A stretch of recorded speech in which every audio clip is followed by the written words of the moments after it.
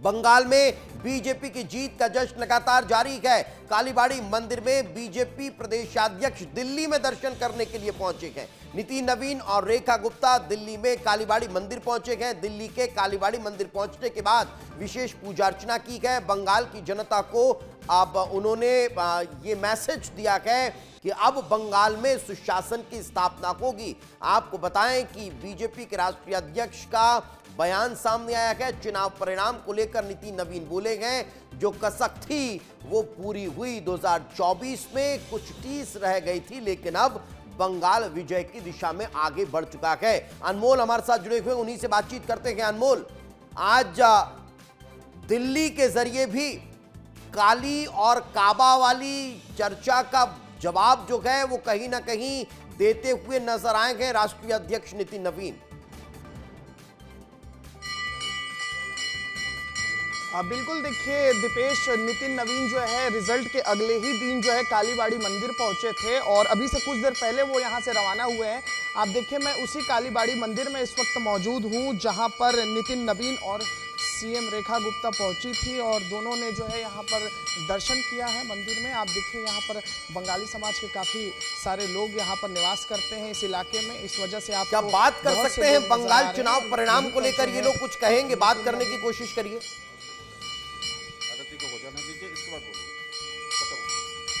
दीपेश, आप मुझे थोड़ा सा वक्त दीजिएगा। यहाँ पर इस वक्त आरती चल रही है, आरती के बाद मैं लोगों से बातचीत करूंगा, कहा जा रहा है मुझे, तो थोड़ा सा वक्त मुझे दीजिएगा दीपेश। बिल्कुल बिल्कुल बिल्कुल, चलिए तब तक आप वहां पर चर्चा करिए, आरती में शामिल होइए। लेकिन तब तक मैं अमृत का रुख कर लेता हूं। अमृत, एक बड़ी चीज ये भी जाननी होगी, अगर हम न सिर्फ बंगाल बल्कि 5 राज्यों के चुनाव परिणामों पर थोड़ी सी नजर डालें, तो क्या ये माना जाए कि मैसेज 2029 की तैयारी का इससे मिलता है?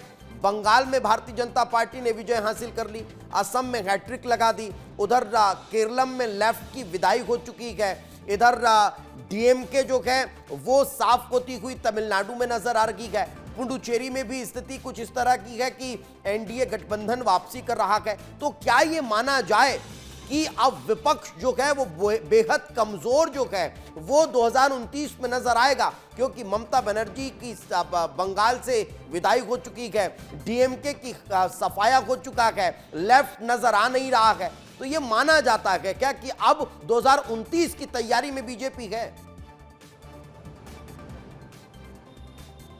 बिल्कुल, निश्चित रूप से 2029 की तैयारी बीजेपी के लिए है। बीजेपी 2029 नहीं, आपने देखा होगा हर भाषण में कहीं न कहीं जो बड़े नेता हैं वो 2047 का जिक्र करते हैं कि भारत को विकसित राष्ट्र बनाना है। तो ये लंबी लड़ाई है, भारतीय जनता पार्टी उस स्तर पर लड़ रही है और एक एक खांचा बना करके तैयार की हुई है। मैं आपको एक और चीज़, थोड़ा सा दूसरी चीज़ मैं यहाँ पे विषयांतर कर रहा हूँ दीपेश, वो बहुत ज़रूरी है बताना लगे हाथ। मैं जो खड़ा हूँ यहाँ पे वो ममता बनर्जी का घर है और आपको ये भी बता दूँ कि यहाँ पे पहले लगातार एक बैरिकेटिंग होती थी, यानी कि इस बैरिकेटिंग को पार करना जो है बहुत ही मुश्किल होता था। आपको कार्ड दिखाना पड़ेगा, अगर अंदर से टिप पाएगा तभी जाएंगे। जो गली के लोग हैं, जैसे कि देखिए ये दादा जो है अंदर, देखिए रिक्शा आराम से घुसते हुए जा रहा है।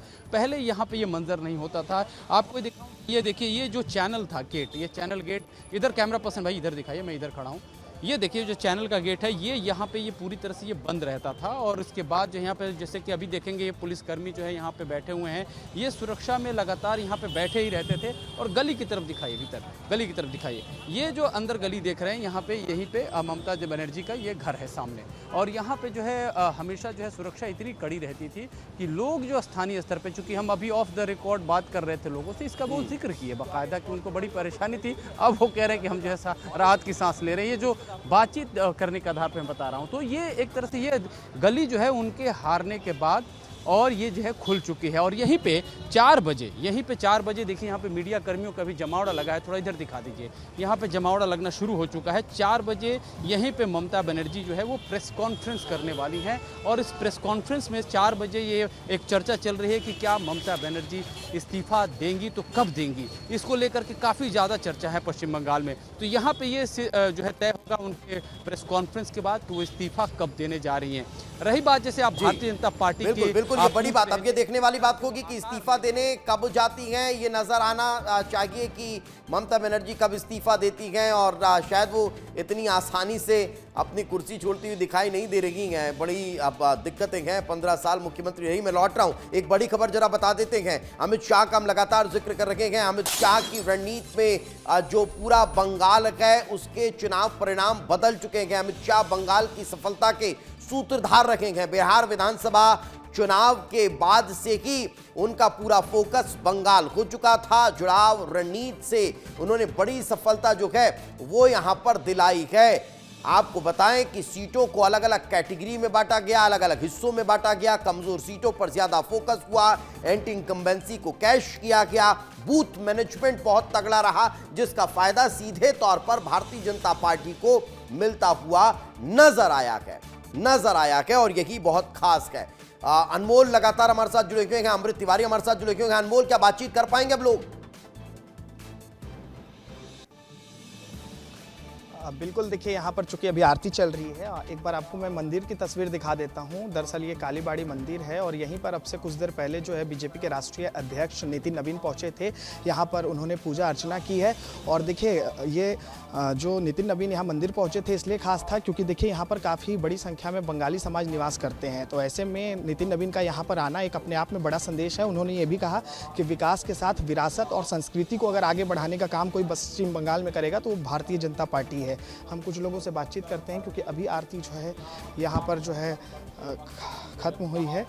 सर ये बताइए, नितिन नवीन यहाँ पर पहुँचे थे, आप भी बंगाल से आते हैं, किस तरीके से पश्चिम बंगाल में बीजेपी की जीत को देखते हैं? देखिए, कोई स्टेट में अगर कहीं दुर्बलता आ जाए कि लोगों का सुरक्षा नहीं मिले, एक स्टेट का 3 चीज़ें, सुरक्षा मतलब सिक्योरिटी एंड डेवलपमेंट, ये 2 चीज़ खास होते हैं जो बंगाल में नहीं रहा और खो चुके थे बंगाल। अभी आप लोग को उम्मीद है बीजेपी गवर्नमेंट बनने के बाद शांति और सुरक्षा मिलेगी? हमें भारतवर्ष का बहुत सारे स्टेट्स जो बीजेपी गवर्नमेंट है, इंडिया आज जिस जगह पे है बीजेपी गवर्नमेंट का तरीके से ये देश का जो डेवलपमेंट हुआ, हमें पूरा विश्वास है कि ये सारे जितने सारे हमारा जो प्रॉब्लम्स है बंगाल का, वो सारे सॉल्यूशंस ज़रूर मिलेंगे।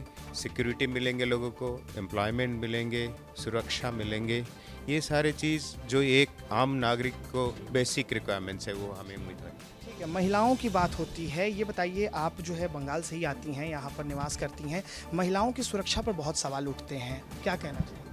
हाँ, डेफिनेटली लास्ट कुछ सालों से हम लोग जो सिचुएशन देख रहे हैं बंगाल में, जो बहुत ही कंसर्निंग था हम सब के लिए। डेफिनेटली हमारे ये नए रूप में जो हम बंगाल को देख पा रहे हैं कल से, hopefully this new government will bring definitely some safety and security for all of us, not only for the women but also for each and every member of all. सारी उम्मीदें हैं भाजपा से? डेफिनेटली बहुत सारी उम्मीदें हैं। जो हम लोग जो भी गवर्नमेंट पॉलिसीज़ देखते हैं, विकसित भारत देखते हैं, तो वो हमारे स्टेट में भी वो विकसित आए, यही हमारा।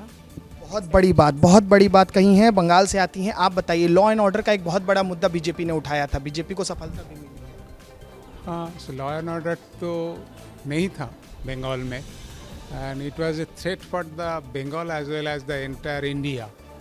सो लॉ एंड ऑर्डर तो पहले ठीक करना चाहिए। If you think about the border issue.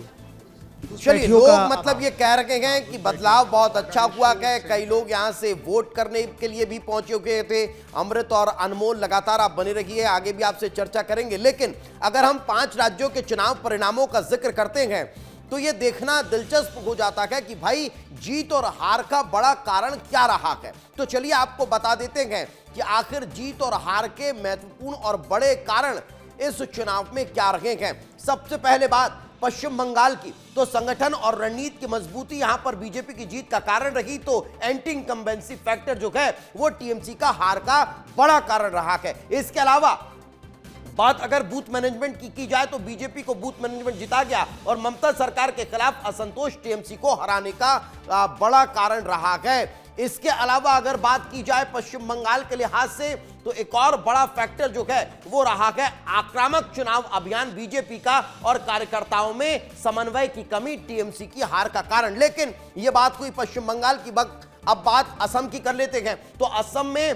स्थिरता का संदेश भारतीय जनता पार्टी की जीत का कारण रहा और कांग्रेस के लिए स्पष्ट रणनीति की कमी कांग्रेस की हार का बड़ा कारण रही। इसके अलावा बात तमिलनाडु की कर लेते हैं। तमिलनाडु में टीवीके के लिए विजय का नया चेहरा और एंटी इनकम्बेंसी का लाभ टीवीके को मिल गया और डीएमके के लिए सरकार के खिलाफ असंतोष हार का बड़ा कारण रहा। अब बात केरलम की कर लेते हैं। केरलम में यूडीएफ के लिए एंटी इनकम्बेंसी का फायदा मिलना रहा और सरकार के खिलाफ नाराजगी एलडीएफ को भारी पड़ गई। यही कारण है कि वहां पर सरकार चली गई।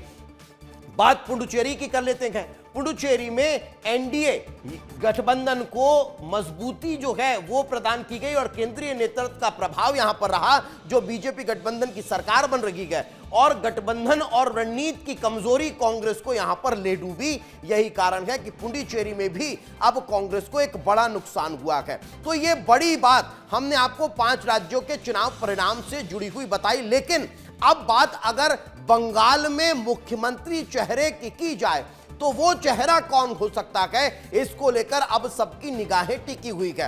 अब बंगाल में 9 तारीख को चुनाव परिणाम तो माफ कीजिएगा, चुनाव परिणाम के बाद 9 तारीख को शपथ ग्रहण तो होने वाला है, लेकिन मुख्यमंत्री कौन हो सकता है तो वो चेहरे आपके सामने हैं। शुभेंदु अधिकारी हो सकते हैं, दिलीप घोष हो सकते हैं, समीक भट्टाचार्य हो सकते हैं या फिर अग्निमित्रा पॉल और रूपा गांगुली। अगर ममता के काट में आपको महिला चेहरा चाहिए तो ये 2 चेहरे हो सकते हैं। तो ये तैयारी अब भारतीय जनता पार्टी की नजर आ रही है।